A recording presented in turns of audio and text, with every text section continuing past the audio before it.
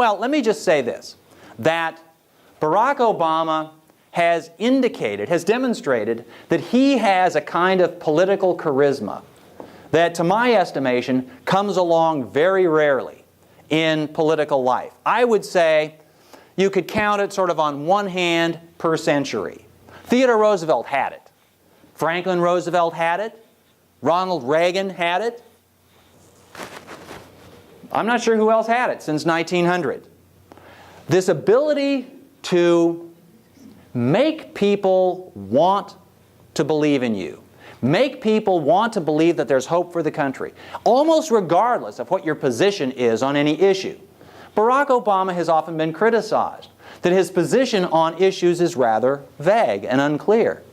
And he knows perfectly well that that's beside the point for his supporters. In fact, he's very shrewd not to detail his positions more than necessary. Once you provide the details, then you simply get in the kinds of debates that Hillary Clinton engaged him in, and I can't remember which debate it was, before the Texas primary, where they spent 45 minutes debating health care. He didn't want to do this. She wanted to do this, and he didn't want to do it. And as long as he can remain above sort of the pettiness of these minor issues, well, you call them minor details, they're minor details for a candidate. They're essential details for a president. So Barack Obama has demonstrated this ability to connect to the emotions of voters, especially young people. I have children who range in age from 28 to 14. And the ones who are in their 20s, boy, they can't get enough of Barack Obama. They think he's the greatest thing to come along in their lifetimes. And so far, he's certainly brought people to the polls. Hillary Clinton herself has acknowledged this by hinting that if she gets the nomination, she'd love to have Barack Obama on the ticket. So she's hoping that some of the magic will rub off. And this is very important, and I have a hunch that this is going to lead to Barack Obama's winning the nomination for the Democrats. I don't know any more than you do how it's going to turn out, but there's no question he's got this charisma. He's got this appeal. And so he's a great candidate. How will it play out against John McCain? I don't know. But if I were a betting man and it were Obama against McCain, I wouldn't bet against Obama. There are all sorts of things that make Obama very attractive. Now, having said that, I have no idea what kind of president he would be. He might be very good. I just don't know. We haven't seen enough of him in a position where we can tell what kind of president he would be. Now, this might seem just sort of an accident and superfluous to this question of charisma. No, actually, I think it's closely connected to charisma. Because one of the secrets of the charismatic political candidate is the ability to be all things to all people.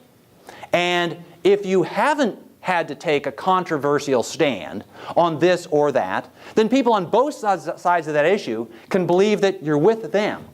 Once you start taking these stands, though, then you disabuse people that you can be all things to all people. Do you know what is historically unprecedented about the campaign that's shaping up for 2008 that has never happened in American history? The candidates of both major political parties will be sitting senators. This has never happened. There's a reason for this. Now you might think this is odd, because the Senate is where everybody thinks he's a future president or she's a future president. And every third person in the Senate, announces at some point in his own mind or her own mind, I'm going to be president one day. But in fact, there have only been 2 sitting senators elected president in all of American history. Warren Harding, who's not much of a recommendation either for the Senate or the presidency, and John Kennedy. And the main reason for this is somebody who has been in the Senate has to make votes on controversial issues. And this will always be used against them by their political foes. Hillary Clinton, of course, has spent most of the campaign season so far explaining or trying to explain away her vote on the Iraq War. And in the primaries, she's mostly had to resist demands that she apologize for the vote. And I happen to think she's been very smart not to. Because should she get the nomination, then an apology for that vote would be used against her by the Republicans. And so she's hoping to finesse the issue until she gets the nomination, in which case it will turn out to have been a smart vote. There are moments now when I'm sure she's thinking that wasn't such a smart vote. Well, it might turn out, we'll see. But the point is that when you are in the Senate, you do have to take a stand. Andrew Jackson. I'll end with Andrew Jackson. I think we're running out of time probably, right? Okay, Andrew Jackson. Okay, when Andrew Jackson was running for president in the early 1820s, he knew that he was more popular than John Quincy Adams or any of the other prospective candidates. He also knew that one of the reasons he was so popular was that he was a war hero. And he had not had to take positions on the controversial issues of his day. He could give rather vague speeches saying he was against the tariff, for the most part, but there were certain applications that might be worthwhile. He was against the forcible acquisition of other territory, but sometimes America would have to defend its borders. He was against this, but sometimes except when he was for it. And so he could avoid taking any position. He was living in Tennessee, and one of the Tennessee senators resigned and had to be replaced. Jackson's opponents engineered his nomination to the Senate to be a replacement, knowing that Jackson in the Senate would be required to take a position on these controversial issues. And this aura of being above politics would diminish. Well, Jackson managed to finesse the issue by simply absenting himself for most of the time when he was supposed to be in the Senate. One of the reasons that Warren Harding won the nomination in 1920 for the Republicans was that he was a first-term senator, but he had missed something like 2/3 of the roll call votes. And no one knew anything about him, except that he was very handsome. And that was what the Republicans were looking for at that point. They knew that the Democrats had become unpopular as a result of the outcome of the First World War. They also knew, and this is very important from the long-term perspective of American politics and the presidency, they knew that in 1920, as had been the case since the late 1890s and would be the case until the 1930s, the Republicans were the natural majority party of the United States. So they knew that any modestly credible candidate would win in 1920.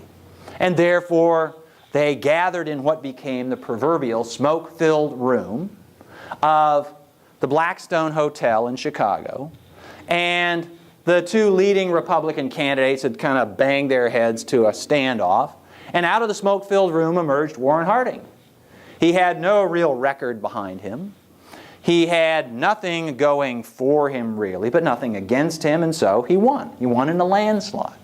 And it was a shame, because he was a nice guy.